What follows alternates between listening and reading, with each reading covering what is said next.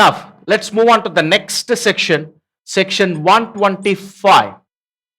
Rights, హక్కులు, rights of the indemnity holder. Indemnity holder కి ఉన్నటువంటి రైట్స్ ఏమిటి, హక్కులు ఏమిటి? That is what section 125. Section 125 ఏం చెప్తుంది అంటే, ఇండెమ్నిటీ హోల్డర్ ఇండెమ్నిఫైయర్ నుంచి, ప్రామిసర్ నుంచి 3 రకాల అమౌంట్స్ ని రికవర్ చేసుకోవచ్చు. 3 రకాల అమౌంట్స్ ని ప్రామిసర్ దగ్గర నుంచి, ఇండెమ్నిఫైయర్ దగ్గర నుంచి రికవర్ చేసుకోవచ్చు అని సెక్షన్ 125 చెప్తుంది. ఏమిటి సార్ ఆ 3 రకాల అమౌంట్స్? సింపుల్. ఇందాక మనం డిస్కస్ చేసిన ఫైజర్ కంపెనీ ఎగ్జాంపుల్ ఇంకొకసారి చూద్దాం. సపోజ్ ఫైజర్ కంపెనీ వ్యాక్సిన్ తీసుకుని ఇండియాలో ఒక పర్సన్ యొక్క ఆరోగ్యం వికటించింది. అతడు ఫైజర్ కంపెనీ మీద కోర్టులో కేసు ఫైల్ చేశాడు.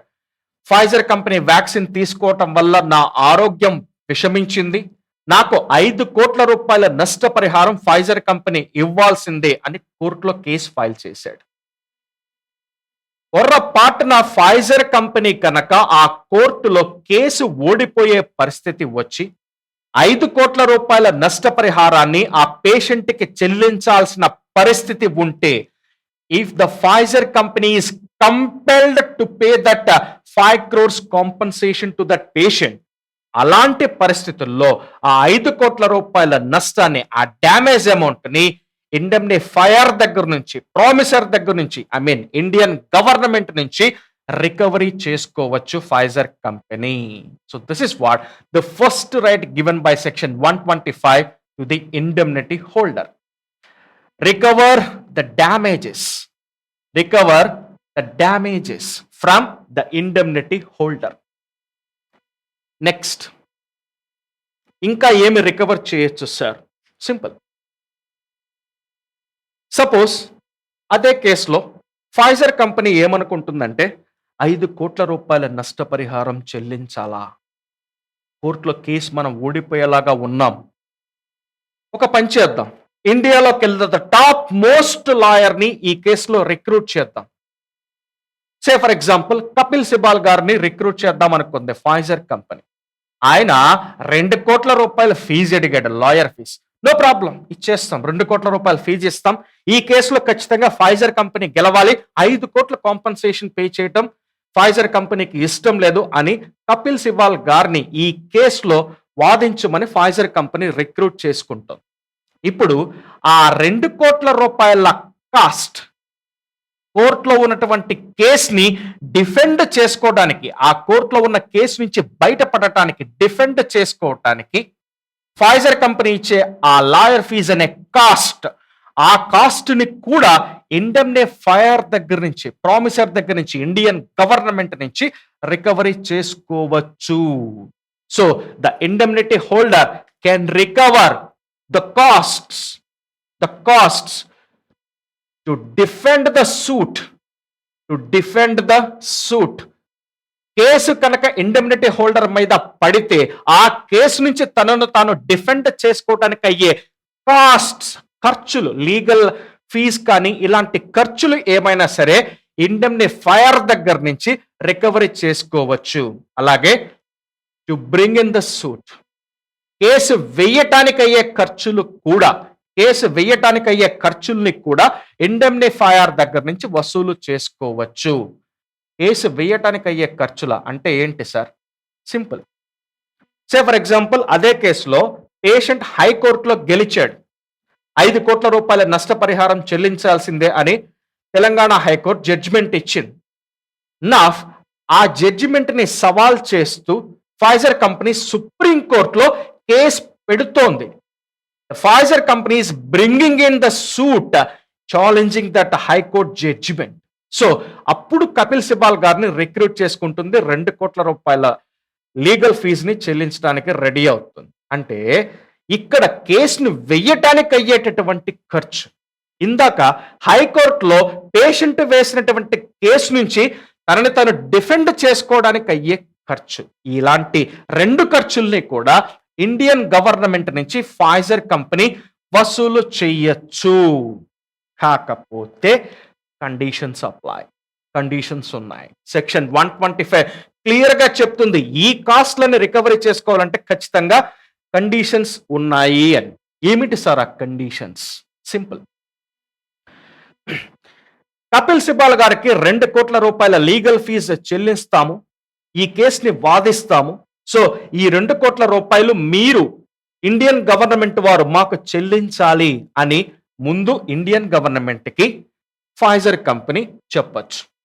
అప్పుడు ఇండియన్ గవర్నమెంట్ ఈ ప్రపోజల్‌కి, ఈ లీగల్ ఫీజు 2 కోట్ల రూపాయల ప్రపోజల్‌కి ఇండియన్ గవర్నమెంట్ ఒప్పుకోవచ్చు, ఒప్పుకోకపోవచ్చు, ఏమీ చెప్పకుండా సైలెంట్‌గా ఉండొచ్చు. 3 ప్రాబబిలిటీస్ ఉన్నాయి. కపిల్ సిబాల్ గారికి 2 కోట్ల రూపాయల లీగల్ ఫీజు చెల్లించి ఈ కేసుని మేము గెలుస్తాము అని ఫైజర్ కంపెనీ చెప్పిన ప్రపోజల్‌ని ప్రామిసర్, ఇండెమ్నిఫైయర్ ఒప్పుకోవచ్చు, ఒప్పుకోకపోవచ్చు, లేదా సైలెంట్‌గా ఉండొచ్చు. Now for example Indian government ఒప్పుకోలేదు. కపిల్ సిబాల్ గారికి 2 కోట్ల రూపాయల ఏం అక్కర్లేదు, చెట్టు కింద ప్లేడర్ ఉంటాడు, 1000 రూపాయలతోటి కేసు వాదిస్తాడు, వాడిని పెట్టుకెళ్ళండి. 2 కోట్ల రూపాయల కాస్ట్ మేమెందుకు ఇస్తాం, మేమివ్వం అని ఇండియన్ గవర్నమెంట్ ఒప్పుకోలేదు. దెన్ ఫైజర్ కంపెనీ ఈ 2 కోట్ల రూపాయలని ప్రామిసర్ దగ్గర నుంచి రికవర్ చెయ్యలేదు. ఖచ్చితంగా ప్రామిసర్ ఒప్పుకోవాలి, ఇండెమ్నిఫైయర్ ఒప్పుకోవాలి, ఈ కాస్ట్ ని భరిస్తాను అని.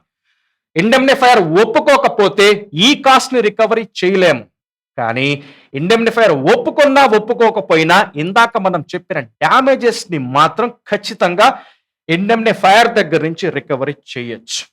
ఇక్కడ ఈ costs to defend the suit or to bring in the suit, ఇక్కడ మాత్రం ముందుగానే ఇండెమ్నిఫైయర్ ఒప్పుకోవాలి. ఒప్పుకోకపోతే రికవరీ చేసే అవకాశమే లేదు.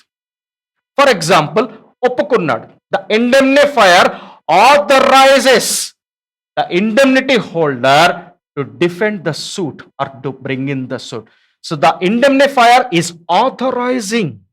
ఒప్పుకున్నాడు. దెన్ హ్యాపీగా కపిల్ సిబాల్ గారికి పే చేయాల్సిన 2 కోట్ల రూపాయలని వసూలు చేయొచ్చు ఇండియన్ గవర్నమెంట్ నుంచి, so-called Pfizer company. Next probability, third probability, ఒప్పుకోలేదు, అలాగే ఒప్పుకున్నట్లు కాదు, ఏమీ మాట్లాడకుండా, ఎలాంటి రెస్పాన్స్ ఇవ్వకుండా ఇండియన్ గవర్నమెంట్ సైలెంట్ గా ఉంది. అప్పుడు సింపుల్, ఇండియన్ గవర్నమెంట్ కనుక సైలెంట్ గా ఉంటే, నో అని చెప్పాల అంటే Pfizer company is not contravening the orders of the indemnifier. Indemnifier ఇచ్చినటువంటి ఆర్డర్స్ ని వైలేట్ చేయట్లేదు. ఎందుకంటే వాడు ఏం చెప్పలేదు, నో చెప్పలేదు. నో చెప్పి ఉంటే దెన్ ఆ నో చెప్పిన ఆర్డర్స్ ని వైలేట్ చేస్తూ ఫైజర్ కంపెనీ కేసు ఫైల్ చేస్తే కపిల్ సిబాల్ గారిని ఉపయోగించుకొని దెన్ ఆర్డర్స్ ని వైలేట్ చేసినట్లే. సో ఇక్కడ అలాంటి ఆర్డర్స్ ఏమీ ఇవ్వాల. So the Pfizer company is not contravening the orders of the indemnifier, the Indian government, and the Pfizer company should act as if there is no this indemnity contract. అంటే ఇలాంటి indemnity contract ఏమీ లేకపోతే then Pfizer company Kapil Sibal గారిని 2 కోట్లు చెల్లించి lawyer గా పెట్టుకుంటుందా, చెట్టు కింద ప్లేడర్ ని 1000 రూపాయలు చెల్లించి లాయర్ గా పెట్టుకుంటుందా? తన సొంత కేసు అయితే, ఇలాంటి అసలు ఇండెమ్నిటీ కాంట్రాక్ట్ లేకపోతే తన సొంత కేసు అయితే అప్పుడు ఫైజర్ కంపెనీ ఏం చేస్తుందో, ఎంత ఖర్చు పెడుతుందో అంత ఖర్చుని మాత్రమే ఇండెమ్నిఫైయర్ నుంచి వసూలు చేయాలి. సో ఇక్కడ చెప్పినటువంటి 2 important points, cost to defend the suit or to bring in the suit can be recovered if the indemnifier authorises. If the indemnifier authorises, authorisation ఇస్తే, లేదా ఎలాంటి ఆథరైజేషన్ ఇవ్వలేదు, అలాగే నో చెప్పలేదు, then simple, indemnity holder is not contravening the orders, of the promisor. Promissory ఇచ్చినటువంటి orders ని కాంట్రావీన్ చెయ్యటం లేదు, వైలేట్ చేయటం లేదు. And the indemnity holder acted as if there is no as if there is no indemnity contract as if there is no indemnity contract and it is prudent for him to act like this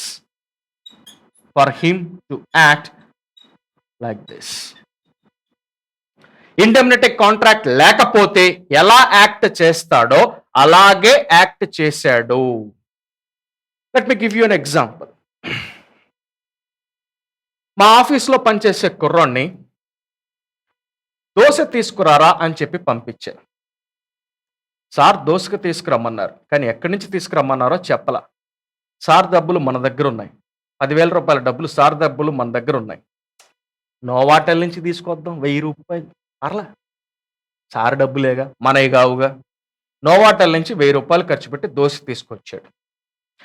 అదే నా డబ్బులు అతడి దగ్గర లేకపోతే అదే దోశ అతడికి కావాల్సి వస్తే నోవాటెల్కి వెళ్ళి 1000 రూపాయల దోశ తింటాడా, రోడ్డు మీద బండి మీద 10 రూపాయల దోశ తింటాడా? సో నా డబ్బులు కనుక అతడి దగ్గర లేకపోతే, నా జుట్టు కనుక అతడి చేతిలో లేకపోతే, దెన్ అతడికి కావాల్సి వస్తే అదే దోశ రోడ్డు మీద తింటాడు. ఇక్కడ అలా లేదు.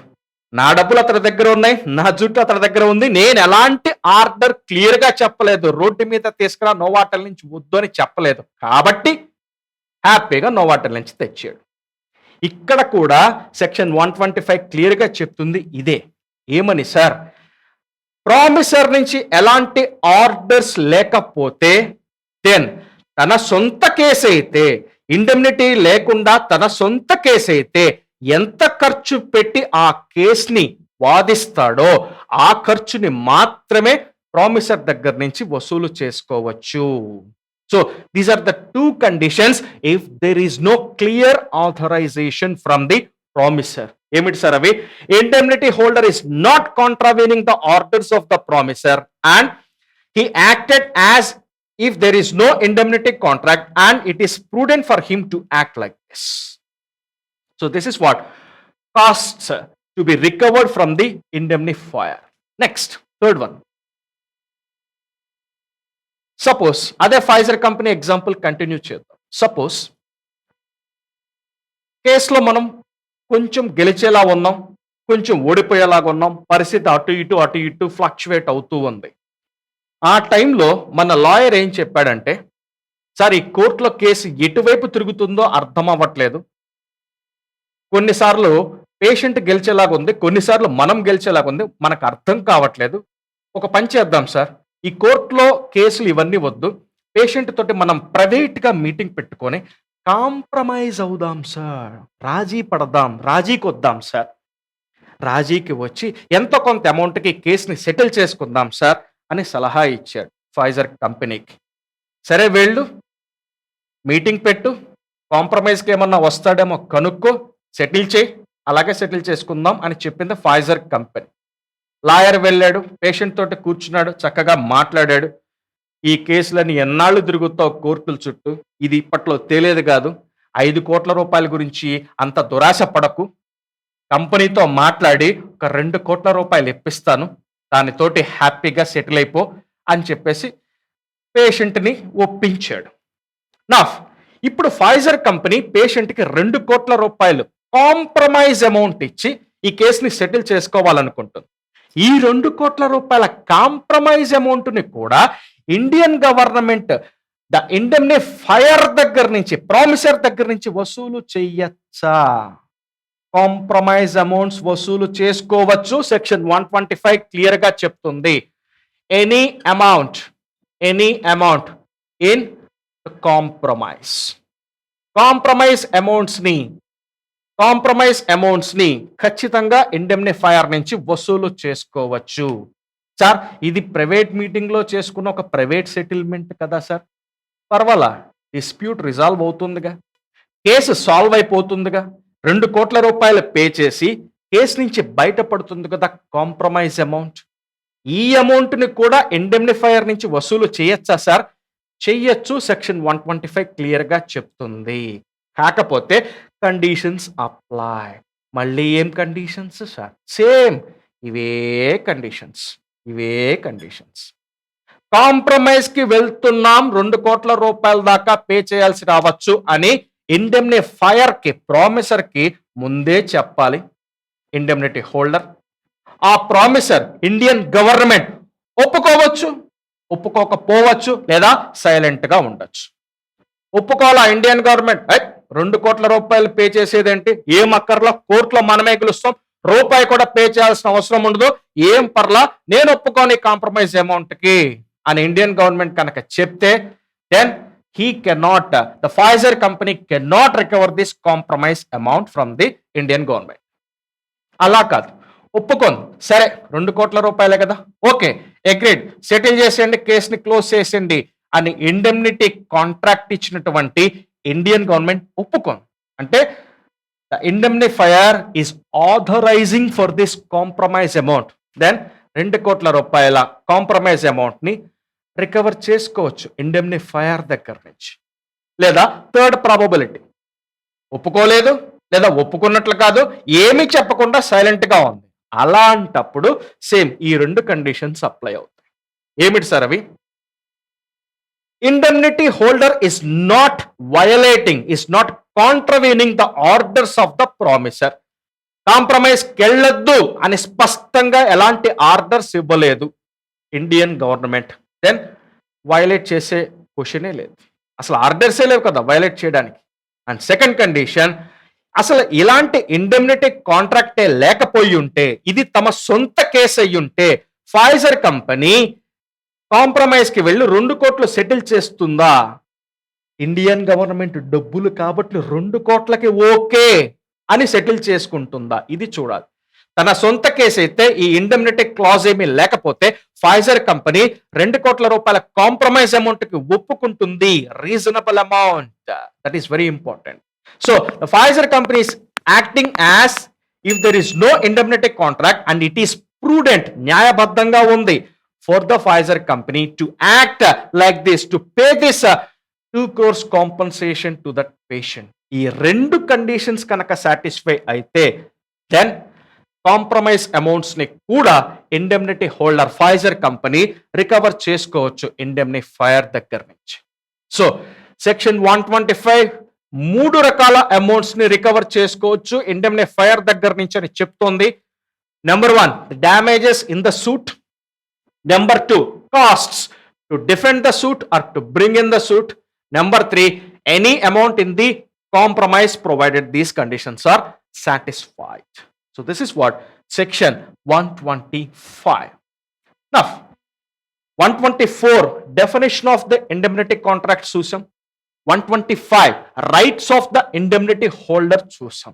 సార్ ఇండెమ్నిటీ హోల్డర్ కేనా రైట్స్? ప్రామిస్ చేస్తున్న ఇండెమ్నిఫైయర్ కి, ప్రామిసర్ కి ఎలాంటి రైట్స్ లేవా సార్? లేవు. అదేంటి sir? Indian contract act is silent about the rights of the indemnifier promisor. Promisor కి ఉండాల్సినటువంటి హక్కుల గురించి ఇండియన్ కాంట్రాక్ట్ యాక్ట్ సైలెంట్ గా ఉంది. ఎలాంటి హక్కులు ఇండియన్ కాంట్రాక్ట్ యాక్ట్ లో స్పెసిఫిక్ గా లేవు.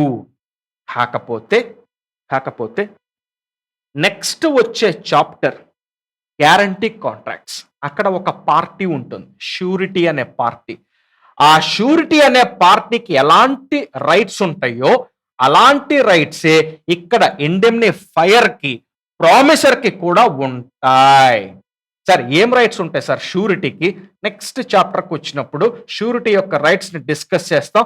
అప్పుడు మళ్ళీ ఇండెమ్నిఫైయర్ గురించి ప్రస్తావిస్తాను, అప్పుడు క్లియర్ గా అర్థమవుతాయి. But important point is there are no specific rights to the indemnifier given by the Indian Contract Act.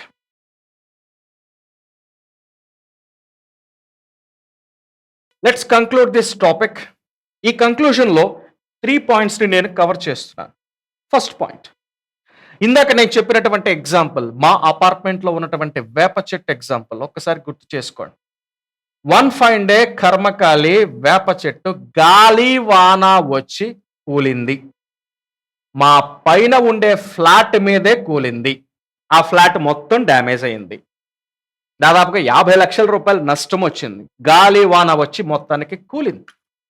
నా కూలిన దగ్గర నుంచి మా పై ఫ్లాట్ ఆయన నా వెంట పడుతున్నాడు. సురేష్ గారు నా 50 లక్షలు ఎప్పుడు ఇస్తారు, నా 50 లక్షలు ఎప్పుడు ఇస్తారు, ప్రామిస్ చేశారు కదా, ఇస్తాలావయ్యా అని చెప్తున్నా. ఎప్పుడు ఇస్తారు సార్, త్వరగా ఇవ్వండి సార్, సాయంత్రం ఇస్తారా, రేపొద్దున ఇస్తారా. విసిగెత్తిపోయింది అతను చేస్తున్నటువంటి హెరాస్మెంట్. నేను ఎవరు పో అన్నా. అదేంటి సార్ ఇస్తానన్నారుగా. ఇవ్వను. ఇస్తానన్నారు కదండి ఇందాక. ఇవ్వను. కోర్టులో కేసు ఫైల్ చేస్తాను సార్, మీరు రాసి సంతకం పెట్టారు అపార్ట్మెంట్ మీటింగ్లో, సుప్రీంకోర్టు దాకా పో, నేను ఇవ్వను అని చెప్పా. కోర్టులో కేసు ఫైల్ చేశాడు నా మీద. నేను కోర్టులో కేసుని గెలిచే అవకాశం ఉందా, నేను ఇవ్వాలా? Answer is no. నేను ఇవ్వాల్సిన అవసరమే లేదు. అదేంటి సార్, ఇల్లీగల్ ఆబ్జెక్ట్ కాదు కదా సార్. ఇక్కడ ఆబ్జెక్ట్ కాదు ప్రాబ్లం, మరేంటి సార్? చెట్టు ఎందుకు కూలింది? గాలివాన వల్ల. ఆ గాలివాన ఎందుకు వచ్చింది? న్యాచురల్ డిసాస్టర్ సార్, అది ప్రకృతి వైపరీత్యం.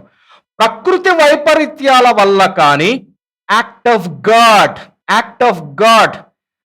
గోపాల ఫిలింలో మీరు చూశారు, వెంకటేష్ పవన్ కళ్యాణ్ ఫిలింలో యాక్ట్ ఆఫ్ గాడ్ వల్ల కానీ, ప్రకృతి వైపరీత్యాల వల్ల కానీ నీకు నష్టం వస్తే దెన్ సెక్షన్ 124 కవర్ అవ్వదు. అదేంటి సార్? ఎస్, సెక్షన్ 124 డెఫినేషన్ ఒక్కసారి చూడండి. ఆ లాస్ దేని వల్ల వచ్చి ఉండాలి? Last 2 points. Either by the conduct of the promisor or by the conduct of any other person. నా వల్ల కానీ, ఇతరత్ర ఏ పర్సన్ వల్ల అయినా కానీ ఆ లాస్ వచ్చి ఉండాలి. కానీ ప్రకృతి వల్ల, భగవంతుడి వల్ల వచ్చే లాసులని సెక్షన్ 124 కవర్ చెయ్యదు. సార్ ఇది అన్యాయం సార్. 124ని ముందుగా పూర్తిగా చదివి అర్థం చేసుకొని ఇండెమ్నిటీని యాక్సెప్ట్ చేయాలి. సో యాక్ట్ ఆఫ్ గాడ్ వల్ల గాలివాన వచ్చింది, చెట్టు కూలింది, ఫ్లాట్ డ్యామేజ్ అయింది. యాక్ట్ ఆఫ్ గాడ్ వల్ల కాబట్టి నేను ఎలాంటి డబ్బులు పే చేయాల్సిన అవసరం లేదు. This is very important. The loss must be either because of the conduct of the promisor or by the conduct of any other person. నా కాకపోతే ఈ రూల్కి కొన్ని ఎక్సెప్షన్స్ ఉన్నాయి. ఏమిటి సార్ అవి? Number 1, fire insurance. Fire insurance కనుక మీరు తీసుకుంటే దెన్ ఆ ఫైర్ ఇన్సూరెన్స్ కాంట్రాక్ట్ సెక్షన్ 124లో కవర్ అవుతుంది. ఇండెమ్నిటీ కాంట్రాక్ట్ డెఫినేషన్ లో కవర్ అవుతుంది. ఫైర్ ఇన్సూరెన్స్ ఎందుకు తీసుకుంటాం? సే ఫర్ ఎగ్జాంపుల్, మెయిన్ రోడ్లో పెద్ద బట్టల కొట్టు ఉంది, దాదాపుగా 5 కోట్ల రూపాయల స్టాక్ ఉంది. పొర్రపాటున ఏదైనా ఫైర్ యాక్సిడెంట్ కనుక బట్టల కొట్టులో జరిగితే చాలా నష్టం వస్తుంది ఆ బట్టల కొట్టు యజమానికి. అందుకని ఏం చేస్తాడు? లోపల ఉన్న స్టాక్ కి అలాగే బిల్డింగ్ కి కలిపి ఇన్సూరెన్స్ తీసుకుంటాడు. దేని నుంచి రక్షణ కోసం? ఫైర్ యాక్సిడెంట్స్ నుంచి రక్షణ కోసం. ఆ ఇన్సూరెన్స్ కాంట్రాక్ట్ లో ఏమని ప్రామిస్ చేస్తుంది ఇన్సూరెన్స్ కంపెనీ? ఫైర్ యాక్సిడెంట్ వల్ల మీ బిజినెస్ కి, మీ స్టాక్ కి, మీ బిల్డింగ్ కి ఏమైనా నష్టం వస్తే ఆ నష్టాన్ని మేము కాంపెన్సేట్ చేస్తాము అని ఇన్సూరెన్స్ కంపెనీ ప్రామిస్ చేస్తుంది. 100% ఇండెమ్నిటీ కాంట్రాక్ట్ ఫైర్ ఇన్సూరెన్స్. కాకపోతే ఇక్కడ ఫైర్ న్యాచురల్ డిజాస్టర్ వల్ల రావచ్చు, షార్ట్ సర్క్యూట్ వల్ల రావచ్చు, దేని వల్ల అయినా రావచ్చు. But fire insurance contracts are 100% indemnity contracts covered by section 124. అలాగే marine insurance contracts. Marine insurance contracts ఇవేంటి సార్? సే ఫర్ ఎగ్జాంపుల్, ఇక్కడి నుంచి బట్టలని సింగపూర్కి ఎక్స్పోర్ట్ చేస్తున్నాం, షిప్లో పంపిస్తున్నాం, 10 కోట్ల రూపాయల విలువైన బట్టలని. సముద్ర ప్రయాణంలో ఆ షిప్కి ఏదైనా జరగచ్చు, నష్టం రావచ్చు. ఆ నష్టాన్ని మేము భర్తిస్తాము అని చెప్పేసి ఇన్సూరెన్స్ కంపెనీ మనకి ప్రామిస్ చేస్తుంది మనం మెరైన్ ఇన్సూరెన్స్ కాంట్రాక్ట్ కనుక తీసుకుంటే. ఇక్కడ కూడా ఇండెమ్నిటీ కాంట్రాక్ట్ ఉంది. సో ఈ మెరైన్ ఇన్సూరెన్స్ కాంట్రాక్ట్ కూడా సెక్షన్ 124లో కవర్ అవుతుంది. It's also an indemnity contract. Next, life insurance. Life insurance, చాలా మందికి లైఫ్ ఇన్సూరెన్స్ పాలసీస్ ఉంటాయి. పొర్రపాటున ప్రాణం పోతే, లైఫ్ పోతే దెన్ ఇంత నష్టపరిహారం ఇస్తాము అని చెప్పి ఇన్సూరెన్స్ కంపెనీస్ ప్రామిస్ చేస్తాయి. ఫర్ ఎగ్జాంపుల్, ఒక మనిషి ప్రాణం పోయింది కానీ లైఫ్ ఇన్సూరెన్స్ కంపెనీ ఎలాంటి నష్టపరిహారము ఆ ఫ్యామిలీకి ఇవ్వట్లేదు. దెన్ 124 సెక్షన్ 124 కింద ఆ ఇన్సూరెన్స్ కంపెనీ మీద కేసు వేయచ్చా? Life insurance contracts are not covered in section 124. Indemnity contracts లోకి లైఫ్ ఇన్సూరెన్స్ కాంట్రాక్ట్స్ కవర్ అవ్వవు. Next, third point. సార్, అసలు ఇండెమ్నిఫైయర్ ప్రామిసర్ యొక్క లయబిలిటీ, రెస్పాన్సిబిలిటీ ఎప్పటి నుంచి స్టార్ట్ అవుతుంది సార్? ఫైజర్ కంపెనీ మీద ఒక పేషెంట్ కోర్టులో కేసు వేసిన రోజునే ప్రామిసర్, ఇండియన్ గవర్నమెంట్ యొక్క లయబిలిటీ స్టార్ట్ అవుతుందా సార్? లేదా కోర్టులో ఫైజర్ కంపెనీ ఓడిపోయి నష్టపరిహారం కట్టాల్సిన రోజున, జడ్జిమెంట్ రోజున, ఆ రోజున ఇండియన్ గవర్నమెంట్ యొక్క లయబిలిటీ స్టార్ట్ అవుతుందా? ఏ రోజున ఇండెమ్నిఫైయర్ ప్రామిసర్ యొక్క లయబిలిటీ ఎరైజ్ అవుతుంది? సింపుల్. ఏ రోజునైతే ఈ నష్టం, ఇండెమ్నిటీ హోల్డర్కి ఉన్నటువంటి నష్టం absolute and certain, loss is absolute and certain. అంటే ఏంటి సార్? ఎంత నష్టపరిహారం కట్టాలి Pfizer company so called patient కి? 5 కోట్ల, 4 కోట్ల, 3,70,00,000? ఎంత amount? The amount shall be ascertained by the court. అలాగే ఖచ్చితంగా నష్టపరిహారం కట్టాల్సిందే Pfizer company. The liability of the Pfizer company is certain. ఈ రెండు కన్ఫర్మ్ అయిన రోజున, అంటే కోర్టు జడ్జిమెంట్ రోజున, ఇండియన్ గవర్నమెంట్ ప్రామిసర్, ఇండెమ్నిఫైయర్ యొక్క లయబిలిటీ ఆ రోజున స్టార్ట్ అవుతుంది. అంతే తప్ప ఇండెమ్నిటీ హోల్డర్ మీద, ఫైజర్ కంపెనీ మీద కోర్టులో కేసు ఫైల్ అయిన రోజునే ఇండియన్ గవర్నమెంట్ యొక్క లయబిలిటీ ఎరైజ్ అవ్వదు.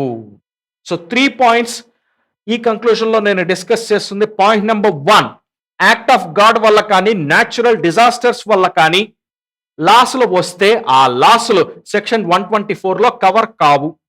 Second point, fire insurance and marine insurance contracts are 100% covered under section 124, but life insurance contracts are not covered under section 124. Third point, the liability of the indemnifier, the promisor, will arise only when the loss is absolute and certain to the indemnity holder. So this is what the indemnity contracts law.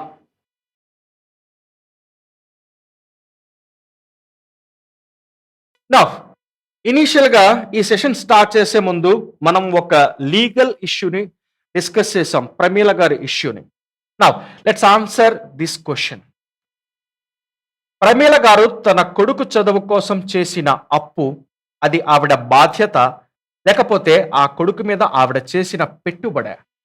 ఆ అప్పుని తిరిగి ఇప్పుడు ఎవరు చెల్లించాలి? తల్లా లేకపోతే కొడుక? Section 124ని, section 125ని డీటెయిల్గా discuss చేసిన తరువాత ఈ 2 సెక్షన్స్ని బేస్ చేసుకొని ఈ లీగల్ ప్రాబ్లంకి సొల్యూషన్ మనం చెప్పగలమా? ఎస్, చెప్పగలం. ఏమిటి సార్ ఆ సొల్యూషన్? ఎవరు పే చేయాలి సార్ ఆ అప్పుని? ఖచ్చితంగా అమెరికాలో సెటిల్ అయిన కొడుకే ఆ అప్పుని తిరిగి చెల్లించాలి, వడ్డీతో సహా. ఇది ఖచ్చితంగా ఆ కొడుకు మీద ఆ తల్లి పెట్టినటువంటి పెట్టుబడే బాధ్యత కాదు. నా చదువు కోసం ఇంత అప్పు చేసి నన్ను చదివిస్తున్నావు,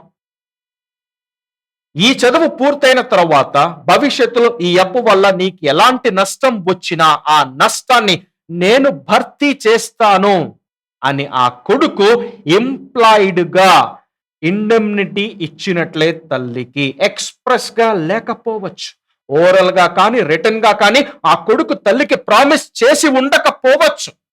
కానీ వీళ్ళిద్దరి మధ్య ఉన్నటువంటి రిలేషన్షిప్ వల్ల కానీ, లేదా వీళ్ళిద్దరి మధ్య నడిచినటువంటి సర్కమ్స్టాన్సెస్ వల్ల కానీ కొడుకు ఇంప్లాయిడ్ గా తన బిహేవియర్ వల్ల తల్లికి ఇండెమ్నిటీ ప్రామిస్ చేసినట్లే అని కోర్టులో భావించవచ్చు. రిమెంబర్, ఎంప్లాయిడ్ ఇండెమ్నిటీ కాంట్రాక్ట్ ఉందా లేదా అని డిసైడ్ చేయాల్సింది ఓన్లీ కోర్టులే.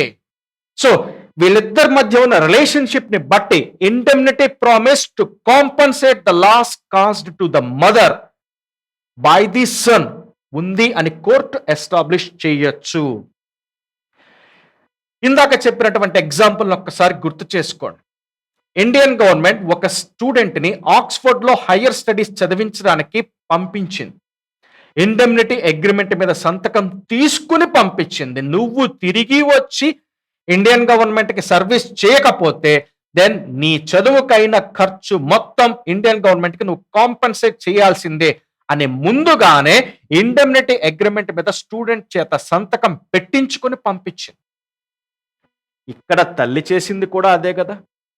కొడుకుని హయ్యర్ స్టడీస్ కోసం అమెరికా పంపించింది. కాకపోతే ఇండెమ్నిటీ అగ్రిమెంట్ మీద కొడుకు చేత సంతకం పెట్టించుకోలేదు, అంతే.